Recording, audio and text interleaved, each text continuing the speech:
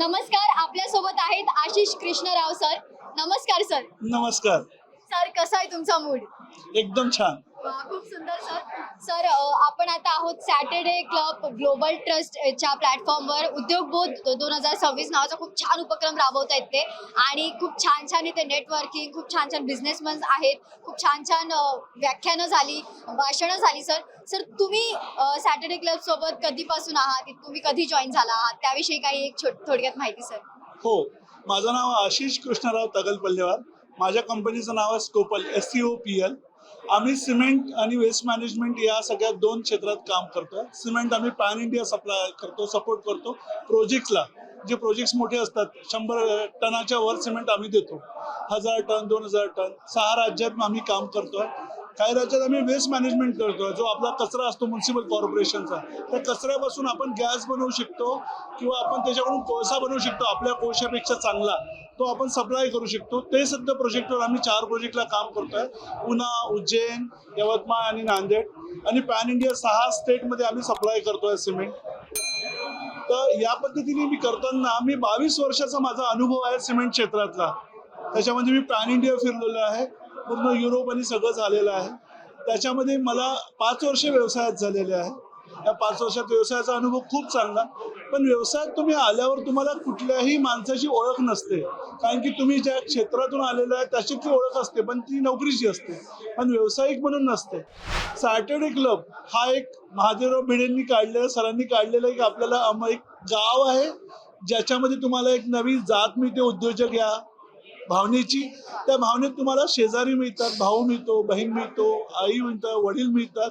या क्षेत्रातले तुम्ही म्हणजे आपल्याला आई वडील असतात, त्याच्या व्यतिरिक्त आपल्याला या क्षेत्रात म्हणजे आई म्हणजे आपल्याला ज्ञान मिळतं, वडील म्हणजे आपल्याला इथे कोणी पैसा देणारं मिळतं की तो तुम्हाला फंड देतो, फंडनी व्यवसाय काढू शकतो, आणि या क्षेत्रातले वेगळे वेगळे लोक मिळतात. मग सॅटर्डे क्लबमध्ये आल्यावर तुम्हाला व्यवसाय मिळाला पाहिजे ह्या भावनेच्या व्यतिरिक्त याच्यामध्ये 360 डिग्री भावना आहेत. तुम्हाला इथं अनुभवी लोक मिळतात, त्यांचं मार्गदर्शन मिळतं. 5000 लोक आहेत, 5000 लोकांचे 5 लाख अनुभव आहेत. त्या 5 लाख अनुभवामधून तुम्हाला एक नवीन बिझनेस मिळतो, आणि इट्स अ वंडरफुल जर्नी.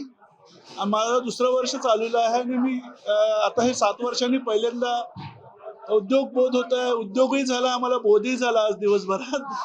तर 2026 झालं आणि आम्हाला भरपूर गोष्टी कळल्या. त्यातनं व्यवसाय मिळेल आणि व्यवसाय वाढवायचा कसा हे कनेक्शन पण मिळाले. ही खूप चांगली जर्नी आहे, आणि आपले भिडे सरांनी काढलेलं एक मार्गदर्शन आहे, त्याच्यावर आम्ही चालतोय. प्रयत्न करू की त्यांना नेहमी गर्व वाटेल असेच काम करायला. एकमेकास सहाय्य करू, अवघे होऊ श्रीमंत. वाक्यच आहे सर, ह्यातच खूप मनाने आहे. बुद्धीने श्रीमंत फक्त आपल्याला नाही व्हायचंय, आपल्याला सरस्वती आणि लक्ष्मी दोन्हींनाही सोबत ठेवायचं आहे. म्हणून बुद्धी ठेवायची आहे आणि पैसा पण ठेवायचा आहे. खूप छान सर, खूप व्यवस्थित सविस्तर तुम्ही माहिती दिलीत. खूप भारी वाटलं सर, खूप मजा आली. आता मला एक महत्त्वाचा प्रश्न विचारायचा आहे. तुम्ही ज्या क्षेत्रात आहात, ज्या इंडस्ट्रीमध्ये आहात, आपले व्ह्युअर्स पैकी जर कोणी उत्सुक असतील या क्षेत्रात येण्यासाठी, तर ते तुमच्यापर्यंत कसे पोहोचतील? तुमचा काही संपर्क सर? हो, माझ्यापर्यंत या क्षेत्रात कोणालाही यायचं असेल, आपल्याला वेस्ट मॅनेजमेंट असतं, म्युन्सिपल कॉर्पोरेशनमध्ये आपल्याला रोज घरी कचरा उचलायला लोक येतात. त्या कचऱ्याचं काय होतं, मुंबईत काय होतं, पुण्यात काय होतं, त्याच्यापासून एक उद्योग आहे. किंवा सिमेंटमध्ये किंवा बिल्डिंग मटेरियल या व्यवसायात कोणालाही काम करायचं असेल, तर माझी ईमेल ID आहे info@scopl.in. ही माझ्या कंपनीची ईमेल ID आहे. दुसरा माझा मोबाईल नंबर आहे 8390100789. याच्यावर संपर्क करा. तुम्ही माझे कस्टमर नसला तर मला आनंद होईल. मी तुम्हाला एक मित्र म्हणून तुम्हाला कधी 100% मदत करायला तयार आहे. तुम्ही प्रश्न विचारा, माझी होऊ शकते मदत, कनेक्ट मी जरूर करेन, आणि मला आनंद होईल की कोणी फोन केला तर. Thank you so much sir, Marathi mood सोबत तुम्ही संवाद साधलात. तुम्हाला कसं वाटलं मराठी मूड सोबत संवाद साधून? खूप चांगला इनिशिएटिव्ह घेतला तुम्ही, आणि खूप छान पद्धतीने लोकांना कम्फर्ट करून तुम्ही प्रश्न विचारतात. ते प्रश्न ना समजून मला मनातल्या भावना बोलायला वेळ मिळाला. खूप खूप आभार.